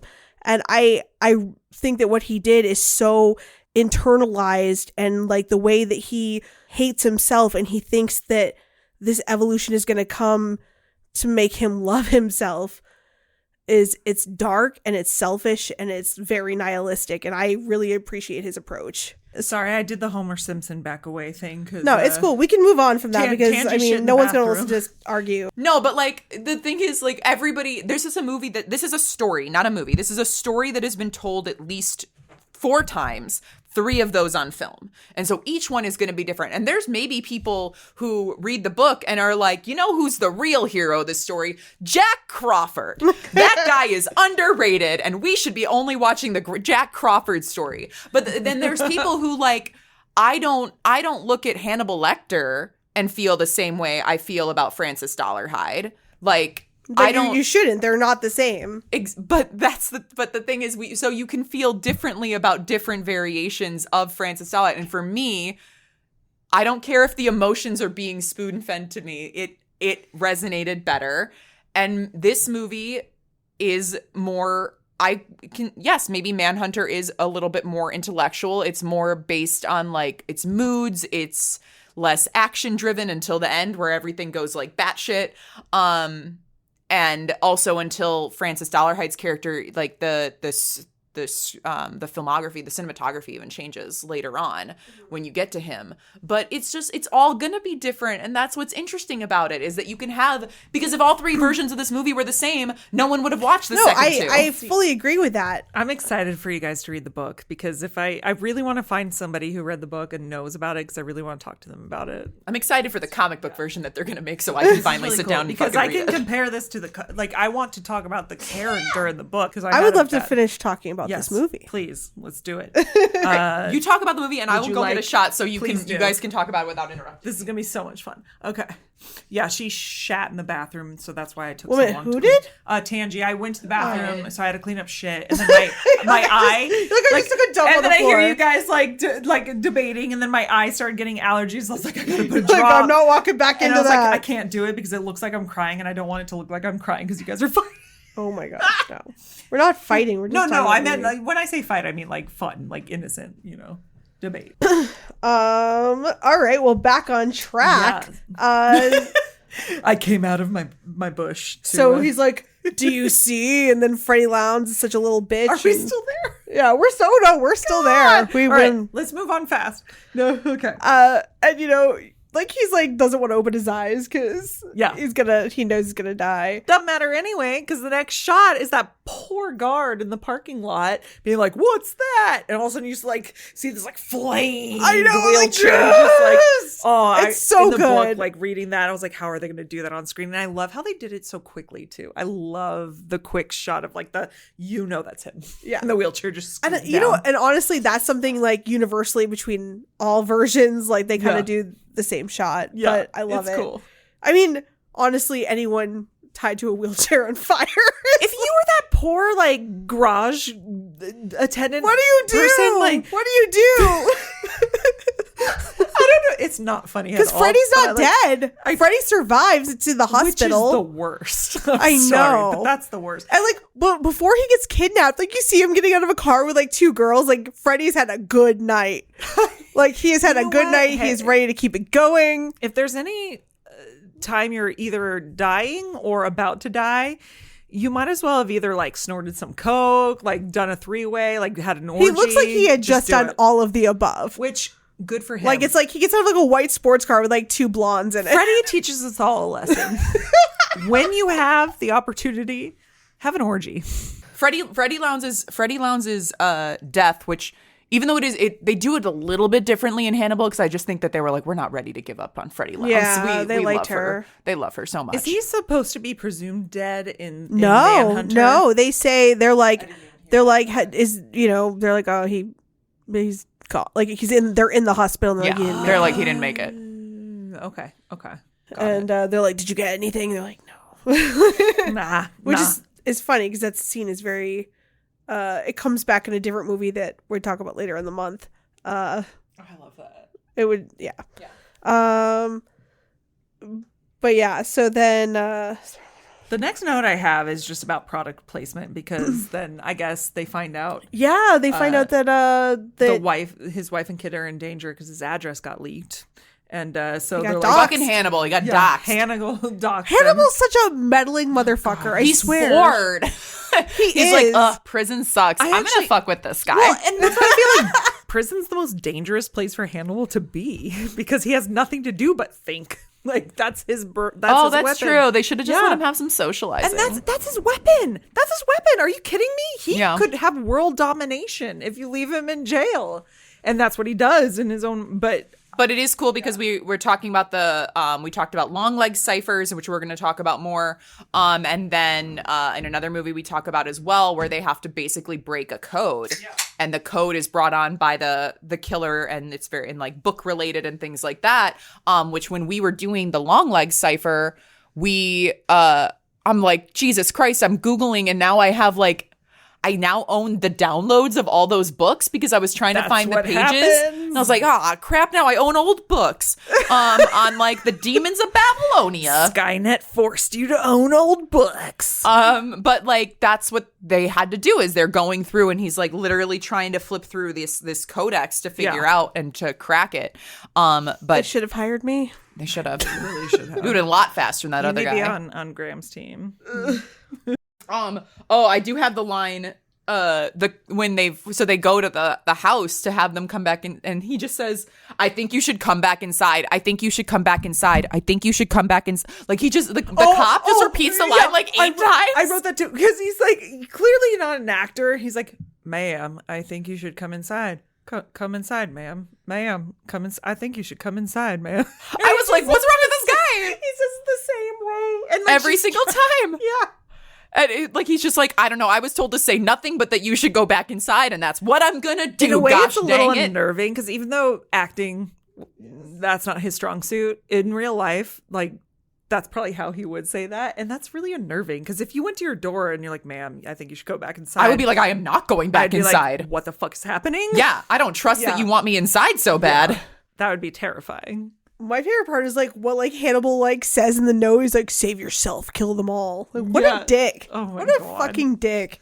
I just love that they had to include a shopping scene with Will and his son only to get that sweet, sweet product placement. Dude, Every but shot.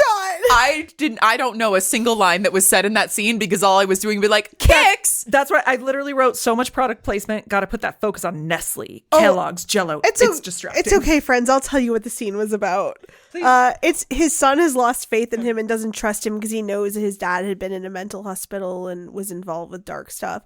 So it's like his son basically asking like, "What happened to you? Why? What are you doing?" And like, because he's like, she's like, he doesn't want you alone with me anymore. Oh yeah, and it's like them like rebonding and like re-trusting each other. And then he says like, "What kind of stuff in your brain?" or something. He's like, dark stuff, bad stuff. And then the son's like, "What kind of coffee you like?" Yeah, it's like he's like, "All Mom right." likes Folgers because nothing comes closer to Exactly. home. It's like you're like, okay, all right. I just like that there was Count Chocula and blueberries. Those Oh are my the gosh, yes. best. I just saw like Kicks and cornflakes and Apples, Apple Jacks, or wait, was Corn Smacks? What's Smacks? There was those, and then there was Mr. T cereal was there, the Mr. T. There was also a you could tell that there was a miscut because he ends in cereal, and then they cut to the little kid, and then they cut back to William Peterson, and he's all of a sudden down in canned goods, but he hasn't moved. But the hat. He's got the hat head. Dude. All of a sudden. I was like, oh, they took a break and that dude went outside and put a baseball hat on. I hope it was a Cubs hat. Yeah, there's some, I will give you guys this, there's some bad editing in this movie. The continuity person, there should have been they didn't really care. One. They should have listened to him or her. Yeah. But then there's like the scene on the dock where, and like as I said earlier, we went from blue to now it's just black around them, no more blue. And he's basically telling her, he's like, I'm going to Atlanta. I'm going to go sit in this crime room with all this dude's shit. And I'm going to figure it out and go to the dark place. And she's like, you told me we weren't going to go to the dark place. He's like, sorry, my bad. Maybe if we had better chemistry, I would stay. But unfortunately, sorry, not feeling it. Yeah, so then like he's going to Atlanta to like fully commit, and then Dollar Hyde's fallen in love. He's going on a date. Oh yeah, he met Reba, who's the photographer, like something with photography. I think she does like something to do with she works in the dark room, and she's blind, so she can't see his malformities that he has in his head of his self-consciousness. So she only sees the person that he is, basically, that she thinks he is. But their scene also reminded me of that whole, like, that thing in the 80s where, like, yeah, we just let our kids roam free and we have to have a commercial to remind him to tell him to go home because he's like, get in the car with me. And she's like, nah, I'm good. I'm going to take the bus. I know. Get in the car with me. Get in the car with me. Okay. But I know that like the feeling the face was in the book and how she's like felt like I think it's like she didn't notice it. His, Well, he wouldn't let her. He grabbed her hand. hand. It's like a very weird, aggressive scene. I'm like, why are you still interested in this man? Why are you still getting in the car? And also, I'm sorry, but if I got, I mean, like, yeah, great first date. I get to meet a tiger, but at the same time, I don't think I would have gotten in the creepy van. Well, if you're blind, you don't see the creepy van. You're just like, oh, this guy's giving me a But I ride. bet the creepy van has a vibe and or a You could smell. feel it. You could feel it. Let's give the man this. Francis Dollarhide knows how to plan a first date. Yes, he does. He takes her to meet this tiger, and this scene is so fucking cool. Oh my god. And it's a real ass tiger. It was really sedated. I was gonna say, was he abused or No. It was abused? a real Okay. it that played the vet. Okay. Like, and it was he was okay, actually he was a though. great The actor. tiger was okay. I don't 'cause feel like I there's thought any way the tiger was dead okay. at first until I saw the tiger breathing. I was like, okay. No, but that poor tiger. Was I this felt bad. before like laws were? No, I think everything was done safely. Okay, I hope so. That they said it was a real sedated tiger, and that scene is so freaking I'm so cool. It's jealous. just Imagine petting a tiger. I at know. all. And, like touching its teeth. It's like you can feel like the shots are so like I could beautiful. feel the fur and just like And then you could just like see France be like, like he's just in the corner being like, this is the best thing that's ever happened in my life. Like, it's just a very high, like you could just feel all the feelings on all the senses. yeah, in that he's scene. getting into it. But Oh, then he yeah. like takes her to his house and he cooks her dinner and he makes her a gin and tonic and she's like, shows what are her you his home watching? videos. Yeah, he's like, homework. That's why I thought it felt like it felt perverted because he gets this he gets off on watching her pet a sedated animal and then he goes home and he turns on his version of porn and watches it while she's sitting next And to he him. looks It at her felt- boobs. Like, yeah, and he her- looks at her ankles. Oh, that's the ankle. He looks at her chest too. He looks at Yeah. all of her. He's just staring at her. And like, I'm sorry, but as a female, I mean, Yeah. I mean, as anybody, if someone's like staring You can at feel you. it. You You can feel feel But it. yeah, I really mean, blind or but it not, was you feel consensual. I mean, she was into it. She was into it. The Fine. note I wrote was she wants that sweet Noonan D. Like, Yes, she wanted does. the D. And he looks so miserable. Oh my like god. he's just like he doesn't know how to react. He's like, oh my god. like he's so disgusted at human touch, and I'm Yeah. like, oh, poor dude. But But then I will say, one of my notes was immediately before this scene. I don't remember what it was, but I was like, there's not a lot of soundtrack. And then all of a sudden I was like, well, there it is. Oh, It's the that soundtrack's 80s sex scene sound. I swear to God, it could have just been a saxophone going, doo-doo-doo, Oh, that doo, song is doo-doo-doo. so good. Oh, I have that on my sweet neon playlist. It was peak 80s, pinnacle 80s, until what I thought the pinnacle 80s was the next scene when he goes to pick her up, or he goes to meet her at her house, yeah. and he like envisions her making out, but there's like fog with a backlight, and then like The wind weird blown slow motion. as they're like touching, and all it really is him being like, there's He pollen literally, in her hair. I love that because in his mind he saw, they were kissing, like they were just like being, it's- intimate. But it's he was his like, weird selfishness of like someone's touching my woman and and like that poor man. Oh. that dude didn't do nothing that killed besides me. he drives his coworker home so she Right. doesn't have to take the bus Like blind. he was the nice guy. He was the nice guy. He was the And nice that guy. He kills did not me. deserve, but I mean, I think that's another one of those scenes where you realize how tall Francis Dollarhide was. And Yeah. they overdid it because I think there was another, maybe it was that scene where their feet were next to each other. And I was like, is he wearing lifts? Did they put him in lifts too to make him taller? no, he's 6'5". He's I don't 6'5", think- but the thing is like unless that other guy was 5'2", he could have been a short king. but nothing wrong with that. But I'm just saying Corey they Feldman's a have short him king. picked up almost, which is funny, Frankenstein-esque of like picking up another human being because you're so tall. I think it maybe was the angle and the pants, or maybe it was just the 80s, but it looked like he was wearing some All some of the heels. above. It was a combo. It would have been it would have made sense. Even at 6'5", like I think one of the things is like Doug Jones always looks like 8 feet tall. Yeah. How tall is he? Not 8 feet. Like no, but well, I mean when I worked with him, I was kind of like, oh, like because of the characters he plays, I Right. always envision him as being Like taller than he is. like I would have Right. to reach for him. Right. But no, he is tall. But like, I mean, we're both. I mean, you're a tall drink of water too. So I know. I can reach all your cabinets. Put it on my dating profile. I can reach like some cabinets. But, I like, am a hobbit. She is. We're like the Princess Bride. Like you're Fezzik, and like I'm Inigo Montoya, and you're prepared to die. Yeah. Yeah. You Am I only like, inconceivable. fucking calling me that guy from fucking Princess Bride, calling me Michael Scott. You guys are assholes. You told me I was spoon fed. I was like for the Vicini, masses. Vicini. So like, I think I'm gonna be allowed to insult you a little bit. You basically called me a hack. You did say for like this is made for people who know and like appreciate film, and I was like, Listen. damn, okay. Vicini is the smartest one of them all. He is the smartest man. Not smart enough to outdo him. You know but- what? Frodo fucking saved Middle Earth, motherfuckers. The elves didn't. Frodo Too busy did. being pretty. Yeah, well, I'm saving the motherfucking Earth, so I'm suck the my dick. fucking troll. And I'm Essie the troll. In fact, I actually played Essie the troll in the Hobbit. God. In the play The Hobbit, I was Essie the troll. All right, we're Anyway, on our anyway. 4-hour podcast episode. We're Jesus almost at the Christ. end. We're Jones almost. is We're 6'3". we have not Only. even touched the sexiest part of this whole movie. Which I'm so sorry if you didn't think it's sexy. We need to have this sidebar because you need to join it. Just think it's sexy. Just do it.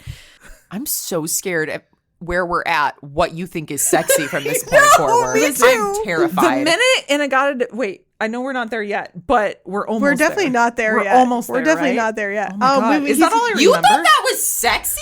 Inagata-Devita? Girl, I have said so many times that I do not kink shame, but I am kink shaming. Listen. All right, well, We're we're not there gonna yet. we're gonna go We're back not to there the yet. Leeds house first because Will Graham is going to reenact the crime scene and he's going to realize not the sexy. use of the silver mirrors, which is the coolest shots of like her laying there and her eyes glowing. Oh, it's so good. I'm obsessed. So I mean, good. that was very, that I think that the Hannibal TV show got a lot from that. Yes, because Yeah. Michael Mann is a genius. Yes. Like I was like, yeah, no. Anyway, then we're seeing the time is running out for our detectives, and Jack Crawford is like, we're setting everything up to go do the crime scene for the next victims, and he's like, no, I'll tell you when it's too late. And he's like, it's 11:30, dude, in the full moon.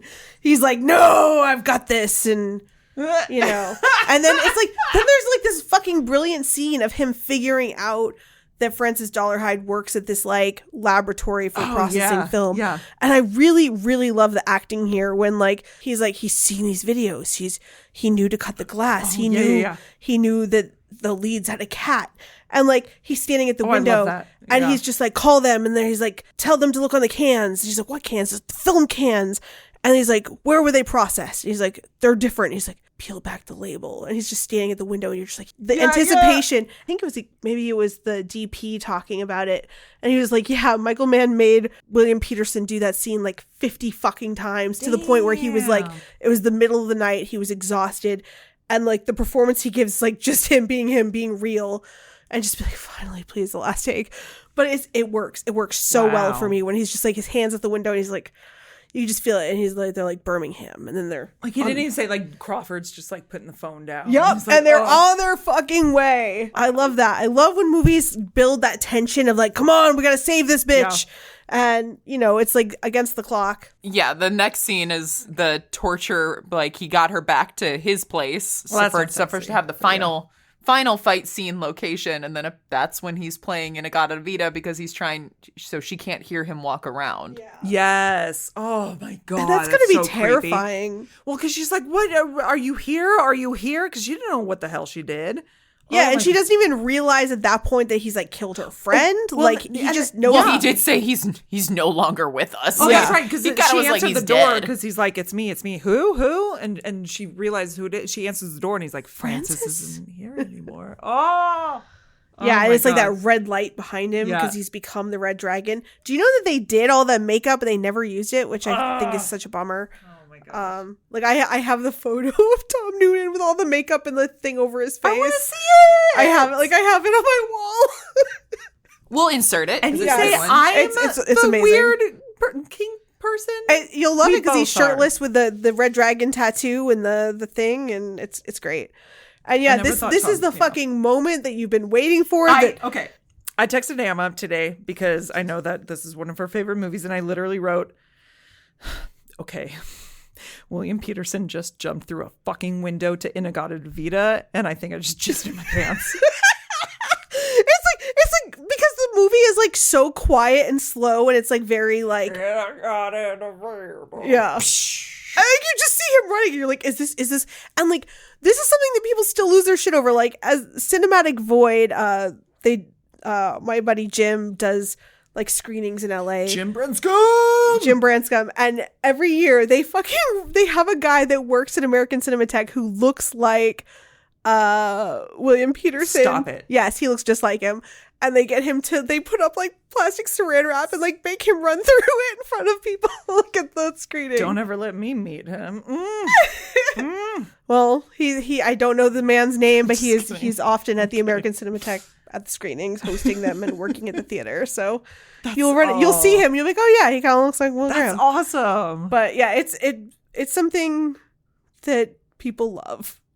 I did not expect that. I didn't know that was a thing. Why would a man just suddenly run through grass? He didn't even I like break that it. he's just watching him do it too. He's like, duh, and he's Yeah, he didn't even break it. They do the close up, the fucking Chekhov's blue bullets, which I don't. Yep. Maybe it's in the book. Somebody please tell me about these blue bullets. I wish I remembered. But he puts them in the gun and he's running and yeah, he sees that she's being attacked and he's got the knife raised and all that and he's like, not today. I'm gonna time it just right to the music. Yeah, but in the amount of time it takes him to run, the guy could have been like, stab. yeah. He was probably just Or so it's glass, mesmerized right? It's by glass. this. Is that what he's cutting her with? The mirror. Yeah. Yeah, mirror.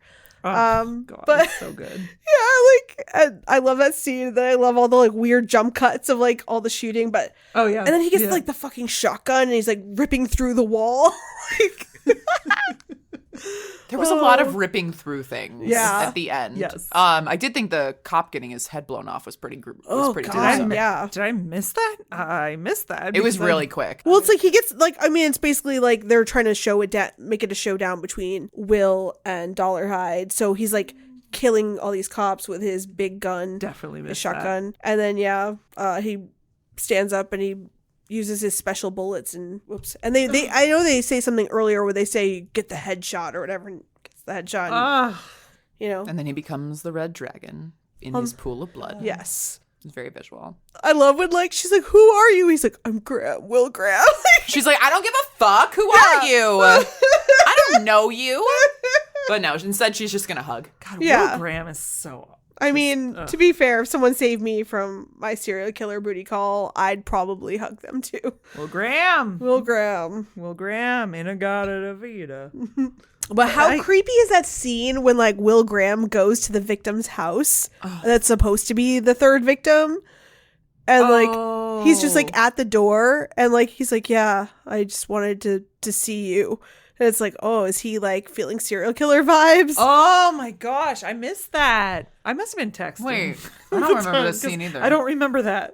It's after the showdown before he goes home to his family. No, Is it a quick scene? No, because in the movie I watched last night, it goes It was from literally showdown and then Doc. it's showdown, Yeah. Doc in the sunset with Jack and Will. Yes. And then instantly it's the beach It's- with the right. sun. Oh, there's a scene between there. Not in the movie I watched. I have the DVD and it wasn't in that. Yeah, I have the DVD too. I don't know so which cut that I have.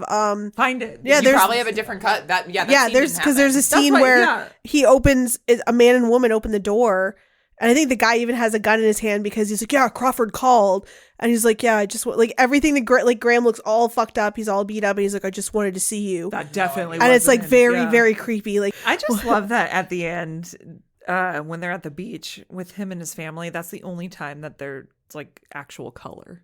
yeah, Like, they're dressed in color. It's bright. Everything's bright all of a and sudden. the crabs it's have like- hatched, yeah, and the crabs have hatched. the coyotes didn't get them. kids did you save? All of them. All of them. He's the real superhero. Children of the Corn Kid? Yeah, basically. You Is it know. Kevin? Is The that his name? blondest child I've ever The little towhead. blondest. Yeah, the little. Yeah, he is. Oh, but it's so bright, and Will has a happy ending, and then Clarice comes next time. So Yeah. Do you hear the lambs? yes. Oh God, I can't. Oh, we have to have a bonus episode because I really want to compare all this and watch Silence. Yeah, that's I all still you can't- guys. I can't do Let's do it because I want to do it. I can't do it. wait. Can't do it. With the fava beans. I can't. Wait, can you do In it? No. Wait, in Hannibal, when he's like eating Ray Liotta's brains. Oh, the brain. Woof. What's the guy who's like he like feeds his face to pigs? Oh God. Oh, it's Mason Gary Verger. Oldman's- yeah, it's Oh, Gary Mason- yeah. Gary Mason, Oldman yeah. in one of his another amazing roles Yep. as he plays that guy. And Michael Pitt was in the Yes, show. Michael who Pitt did played, incredible. He did do a Who really good played job. Tommy Gnosis in Hedwig. And if he you was know in him. Funny Games. Yep. He's an incredible remake. actor. One of the things I really loved about Hannibal the TV show is how much artistry was put into the death scenes. Like they were really cool and they Oh really my stick with God. you. I always think about the violin. Yeah, incredible. The yeah. totem. The That show is- the deer. The bisection, let's just say. Oh, that one was beautiful too. That was sad. What's the artist that does that? Damien Hirsch, who did like Yeah, Sorry, the dissections of people. That was Yeah. that was a really famous installation you could go see. And I remember there was like a sex scene that was done very differently from this movie, but it was a In Hannibal? In Hannibal, it was towards the end. And it Catherine was Isabel? with the How did kaleidoscope. I know you were gonna say Oh, that? because she is How did I know? she's a crush. Catherine Isabel It's and those June vibes. the doctor who plays Alana Bloom. Yeah. Oh, that was. But they did it like a kaleidoscope, and I great. was like, "What thought that in was God's beautiful. stunning? Never, literally in my life would have thought to do that." Well, I think that's our episode on Manhunter. Thank you for joining us for our psycho serial killer. Wait, what was it? July? It was like 7 alliteration. I don't S's. fucking know. I'm was just making. serial I'm season. 5 shots Seri- deep, and I'm just. Psycho cereal summer cereal. season. Psycho cereal. It was Kellogg's Raisin Bran cereal season. Corn nuts. Corn nuts. Folgers. We're talking about serial killers and detective movies and shit. For the whole month of July.